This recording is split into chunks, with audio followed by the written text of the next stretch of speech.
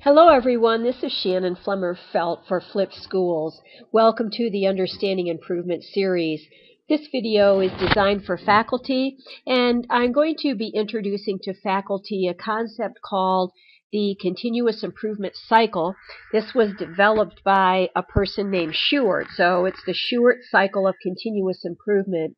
As you enter into trying to flip your classroom and help with Flip Schools work, you'll find that there will be many opportunities for you to work with your colleagues, even work within your own teaching practice with students, work with your building administration to drive improvement.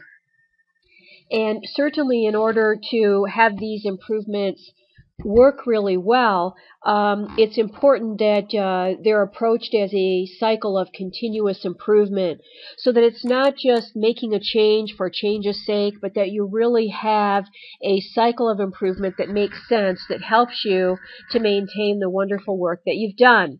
So let's take a look at what this might mean for you. First of all, a few definitions.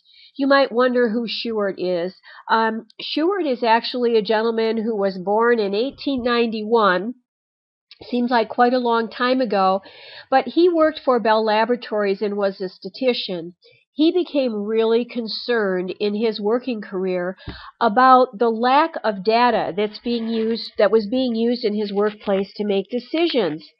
And so what he did is he went ahead and took a look at how can we use data to help us drive decisions and to help those decisions to actually drive improvement. So he's known as the inventor of something called SQC, Statistical Quality Control.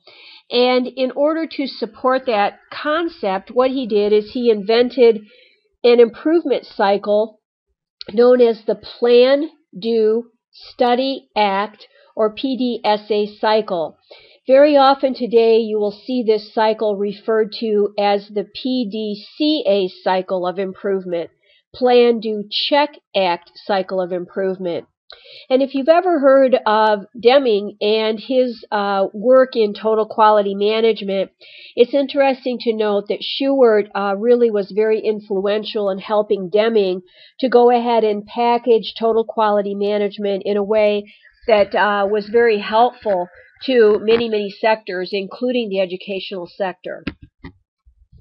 So what is this Shewhart cycle? We're going to use the PDCA cycle, the Plan, Do, Check, Act, or Adjust cycle, instead of using the study element for checking, because it's more commonly used today. But basically what this is it's 4 separate areas of activity, but one area of activity leads to another area.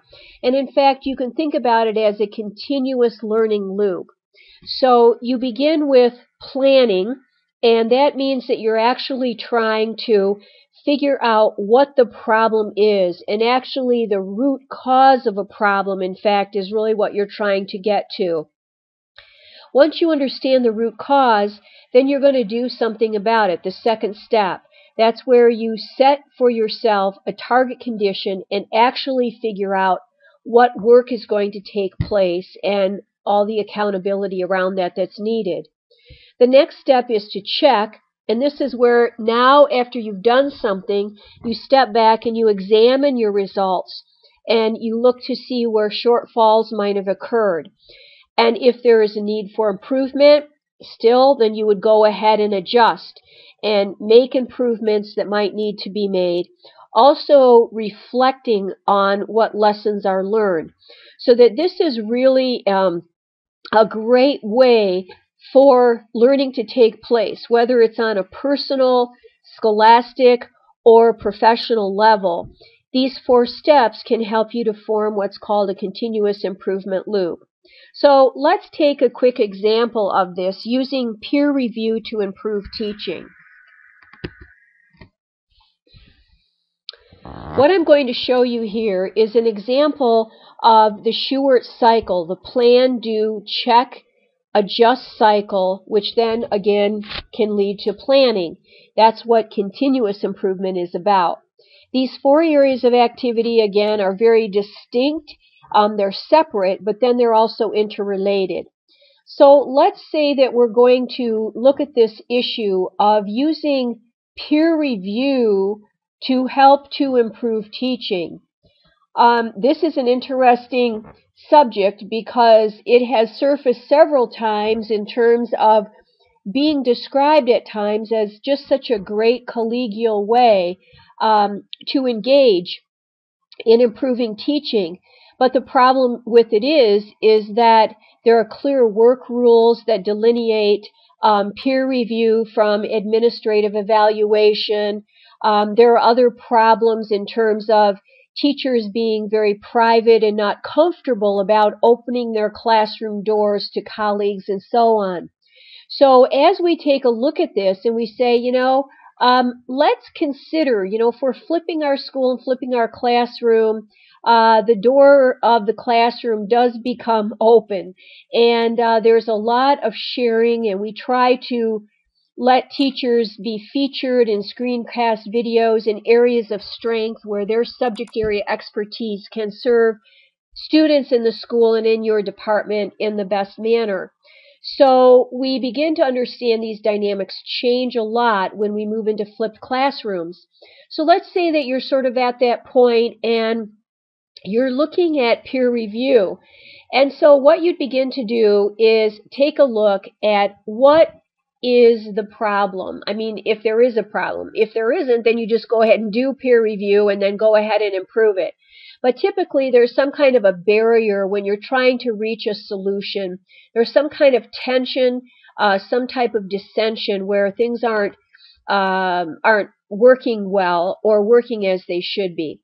So let's say that we say, we want to use peer review to improve teaching in your building or in your department. Right away, you run into a problem. And the problem is going to be, for instance, this is just an example. It could be another problem in your building. But let's say that the problem that you figure out is that teaching actually is highly privatized practice in your building. And because of that, there isn't comfort with people coming in and observing other people. So there's not what we would call a culture of observation. There's no comfort with that. So if you figure out that that is a problem to using peer review, if that's the strategy you've selected, then the next thing you would do is go ahead and move into a separate area of activity, do work. And when you set up your do work, what you figure out is what actually are we trying to do? What's the goal? And how are we going to do it? Who's going to be responsible for what? So in this example, if you follow along on this slide here, if you read what we've got for do, we've decided that the target condition is actually to improve the culture of observation so that peer review of teaching occurs yearly for each faculty member. So that's a pretty big target condition. And we know one of our root causes is that we don't have comfort with a culture of observation. So what should we actually do? Well, let's say, we set this out and we give the school improvement team decide what their role is going to be. They're going to conduct a short faculty survey to get some baseline data on how comfortable the faculty is with peer observation and deprivatizing teaching. Then the school improvement team will go ahead and figure out the standards and protocols for peer review that will work based on this data, push people a little bit to improve, but make sense within the context of whatever that culture is. And that will all take place by the end of the semester. Then the principal will go ahead and coordinate and schedule peer review sessions for volunteer faculty for second semester. And the school improvement team and the principal will go ahead and conduct debriefing with the faculty at the end of the year to figure out, has the comfort level changed? Is there more of a culture of observation and understanding what that might mean to be engaged in peer review? And, this idea that we're trying to deprivatize teaching so that people can be more collegial. Then we go ahead and do that. So from the beginning of the year to the end of the year, that's our due. At the end of the year, we will check. And what will we check for? Well, we have data sets here we can look at. We have a pre and post survey, and we can see, did comfort increase significantly in regard to people being comfortable with a culture of observation? Or was there, no increase in comfort with peer review? So you go ahead and check and see what's going on. So if you find that there's some significant difference, or if there's little or no significant difference, then you have to go ahead and make an adjustment. This is where a lot of times we find that continuous improvement stops. Because, for instance, if you start off on this path of peer review and you find out that, there's no difference in the data, and then you just, you stop there, you're not engaging in continuous improvement. You've simply made a change, and now you're going to drop the change and move on to something else. The adjustment piece is one that actually is the stepping stone into continuous improvement, which means that you don't just throw the whole idea out, that rather you figure out, all right, what are we going to do next? Let's not just get rid of all of this, but let's figure out what we're going to do next. And again, the next step may be to not use peer review and use administrative review. That's a fine adjustment if that makes sense within the context of your building. But the idea is to not stop with your data sets. You use this data to drive decisions that will lead to improvement. And this is exactly what Shewhart was after when he set up this cycle.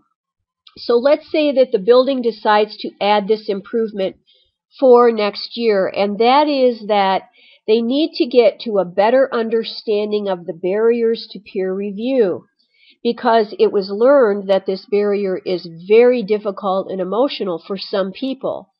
Okay, so that's all right. Then that will just lead you to the next cycle of improvement, which again will go back to plan, and you restate a problem. And the problem is here now very clear, and that's that peer review is not comfortable for teachers because, and whatever you find those barriers are. So you go ahead and set that out. This process really helps people to feel like, whether or not an initiative is successful the first time it's tried, this process helps to preserve the idea that we're working collaboratively and we're not just working for no reason at all. Regardless of the outcome, we're going to be able to use that to go ahead and step into another level of improvement. So the Shewhart cycle can be very, very helpful for those of you who find yourself working in the flipped classroom or a flipped school environment. If you're interested in more information on what it means to flip and improve, you can go to the Flip Institute website at http://theflipinstitute.com/about/. Thanks for listening. I hope you've enjoyed the video.